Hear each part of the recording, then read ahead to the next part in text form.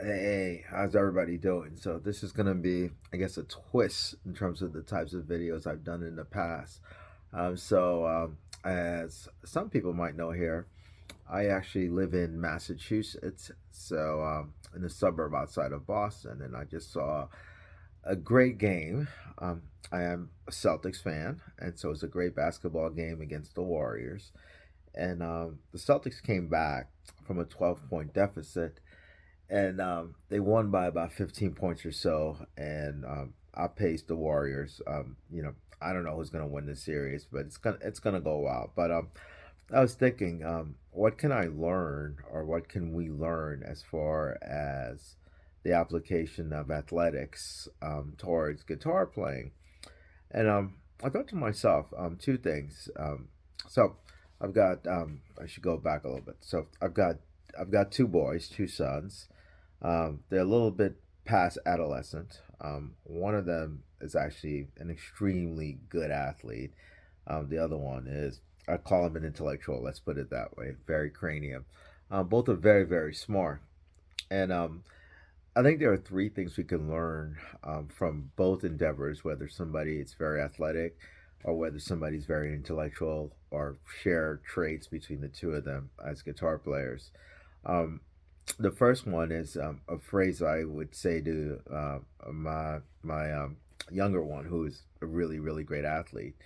I always would say to him before he would go on a hockey rink, play neck up. That phrase, I don't even know where I got it from. When I say play neck up, I always said that, okay, you've trained physically your body, okay, you know all the motions and everything, how to stop a puck. He's a goalie. And I would say play neck up, because you've got to be mentally strong in order to persevere through things. So that's the first thing. And an intellectual person is always thinking. But neck up also means the second phrase. So it's not only the ability to, process and to know where to move and things of that nature, but it's also the emotional aspect of it. Play with emotion and passion. Never play so analytically, where um, you're devoid of emotion and passion. So far too often, when an athlete is learning something, they're very mechanical. If they're learning how to block somebody out, or how to stop a puck, or how to hit a baseball, everything is very very mechanical. And until it becomes second nature and it becomes natural, they can't get to that second level where it becomes emotional. And it's pretty obvious how that one relates to guitar players and musicians, but I'll talk a little bit more about that. The third one is practice. Practice, practice, practice. Iverson, I remember, he wasn't going all out for practice. He goes, practice, it's only practice, practice, practice, practice. Google it for those of you guys who don't follow, sports. But Iverson was a basketball player for, I think he played for the Sixers. But in any event, though, if you look at those three phrases, play neck up, play with emotion, and practice. Three things. Okay.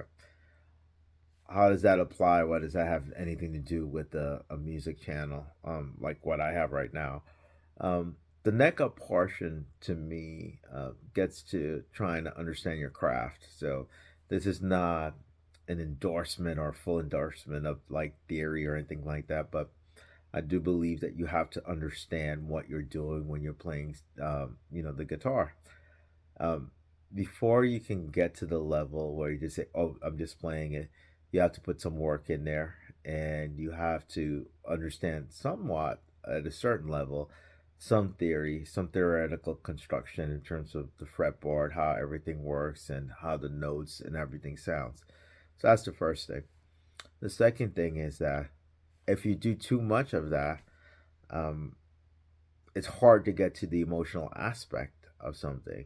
And to me, music is all about emotion and translating the scales, the cage system, the theory, the modes, and all this other stuff that you might hear or read and hear about. In order for you to make that seamless and to make that something that's like coherent, you have to understand. the first part of it, which is the mental neck up thought about it. The third one, which I said, is practice. These guys look very natural when they're playing. When Michael Jordan would be dunking a ball, the things that the Celtics did in that fourth quarter, it looks very, very natural.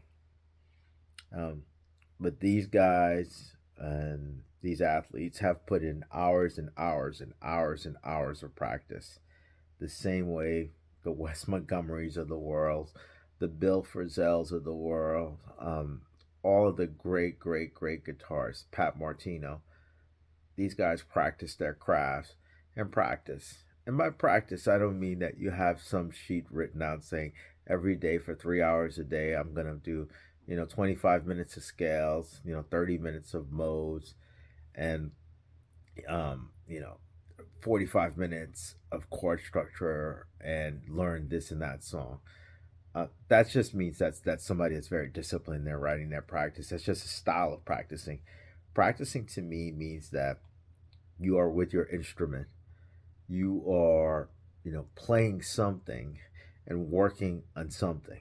It doesn't have to be planned, but you're working on it and you're doing a lot and a lot of work on it.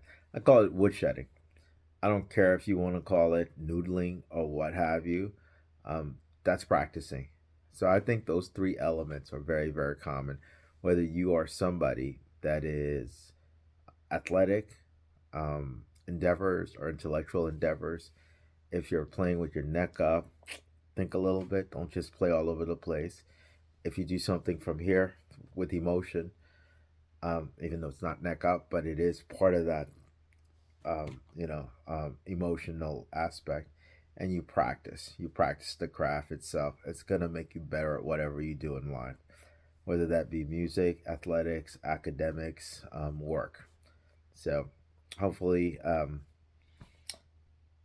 you agree with this or you learned something from that. And go Celtics, as they say.